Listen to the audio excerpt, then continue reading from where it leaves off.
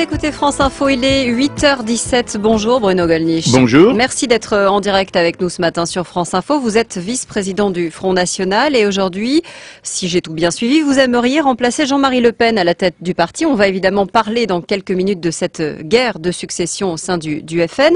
Mais d'abord, je voudrais votre sentiment sur ce qui s'est passé ces derniers jours autour de la question des évacuations des camps illicites et notamment des campements de Rome.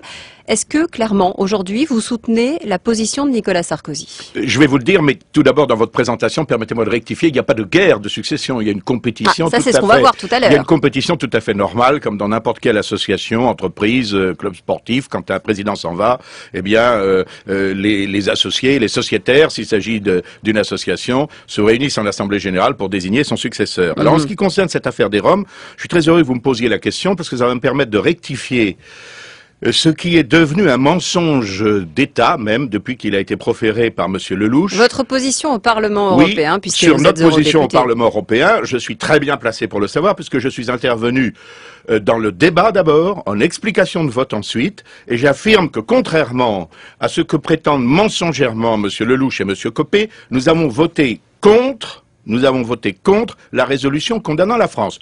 Contrairement à un certain nombre d'ailleurs de leurs amis politiques étrangers. Donc vous êtes d'accord avec la politique qui est menée aujourd'hui par la France? Pas du tout, parce que ce qui est extravagant dans cette affaire, ce n'est pas la méchanceté du gouvernement, c'est son incompétence, c'est son incohérence. Nicolas Sarkozy a été le principal initiateur du traité de Lisbonne. Il a ratifié absolument sans problème les traités d'adhésion qui donnaient à tous les ressortissants d'Europe centrale et orientale le droit de venir en France. La libre circulation. Exactement, la liberté de circulation et dans 2 ans, d'établissement. Bon, c'était extrêmement dangereux s'agissant de pays, effectivement, où le niveau de vie est très inférieur au nôtre. Pour quelle raison? Parce que quand vous ouvrez les frontières entre la France et la Belgique, par exemple, qui sont des pays d'à peu près de même développement social, de même niveau de vie, tous les Belges ne se précipitent pas pour venir en France et tous les Français ne se précipitent pas pour venir en Belgique. Quand vous ouvrez les frontières avec ces pays, et notamment, je dois le dire, avec il y a à peu près en Europe centrale et orientale, je croyais 4 ou 5 millions, on me dit 12 millions de Roms. Donc c'est vrai, dont c'est vrai la condition est misérable.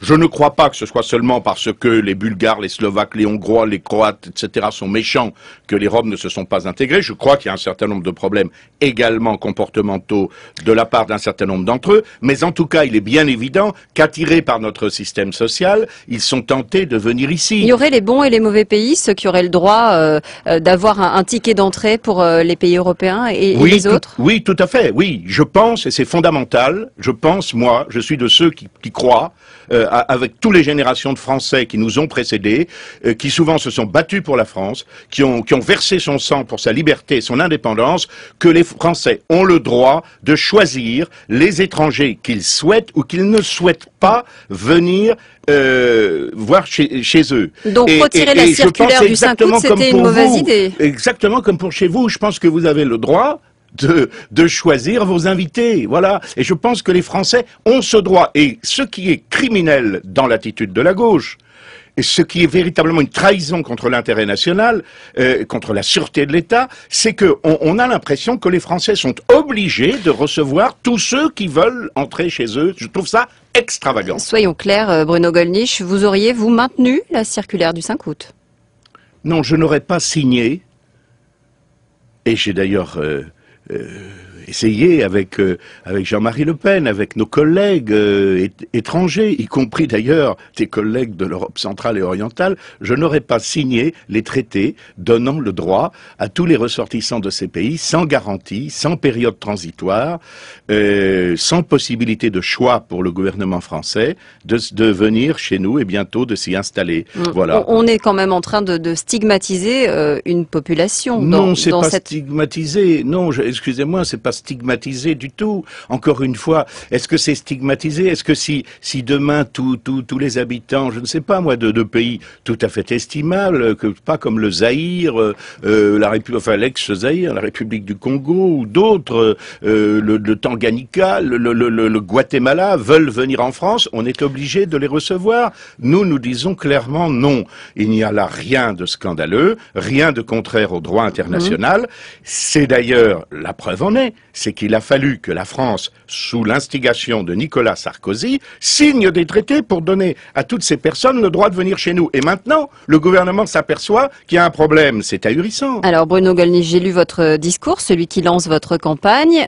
Expulsion systématique des délinquants et criminels étrangers présents sur notre territoire, échelle de peine capable d'empêcher la récidive pour les criminels les plus dangereux. C'est finalement pas si éloigné que ça de ce que propose aujourd'hui Nicolas Sarkozy. Mais Nicolas Sarkozy, s'agissant de l'expulsion des criminels et délinquants étrangers, que la gauche appelait la double peine, et dont moi je pense qu'elle est justifiée parce qu'il y a une double faute.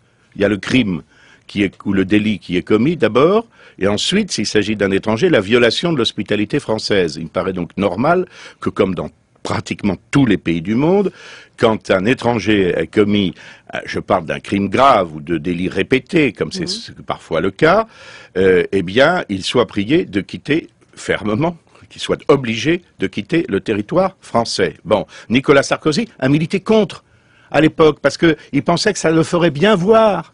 Des associations pseudo-humanitaires de la gauche, d'un certain nombre de gens du centre-gauche. Et maintenant, M. Hortefeux fait dans la panique, en quelque sorte, des propositions contraires. Écoutez, prenons l'affaire de Grenoble. J'ai remis une lettre ouverte à Nicolas Sarkozy lorsqu'il est venu à Grenoble. Ben, l'affaire de Grenoble, c'est quand même extraordinaire. Le braqueur du casino d'Uriage qui a trouvé sa triste fin, ce braqueur avait été, par décision de justice, déjà condamné 3 fois en cour d'assises pour des vols à main armée. Et à 27 ans, il était encore dehors, et il a recommencé avec un vol avec des armes de guerre. Il a trouvé sa triste fin. Il y a du risque du métier dans des métiers parfaitement honnêtes. Il n'y avait aucune raison aux bandes ethniques qui sévissent à Grenoble de mettre toute la ville à feu et à sang, comme c'est le cas. Je suis indigné par la situation qui est faite à mes compatriotes. Alors, Bruno Gollnisch, vous dites que rien n'est joué face à Marine Le Pen dans la campagne interne. Je voudrais qu'on l'écoute, Marine Le Pen, parce que je crois qu'elle n'a pas tout à fait la même vision des choses. C'est normal. On le découvre au fur et à mesure. Oui, je crois pouvoir aujourd'hui dire qu'il y a incontestablement une différence stratégique entre Bruno Gollnisch et moi-même, puisqu'il a exprimé à de multiples reprises son désir de rassembler en quelque sorte l'extrême droite, de rassembler toute une série de groupes ou de formations politiques dissidentes du Front National ou bien périphériques au Front National. J'ai une ambition beaucoup plus vaste que celle-là. Je veux, moi, rassembler tous les Français. Voilà. Je veux pouvoir m'adresser à tous les Français. Parce qu'encore une fois, mon objectif est la conquête du pouvoir.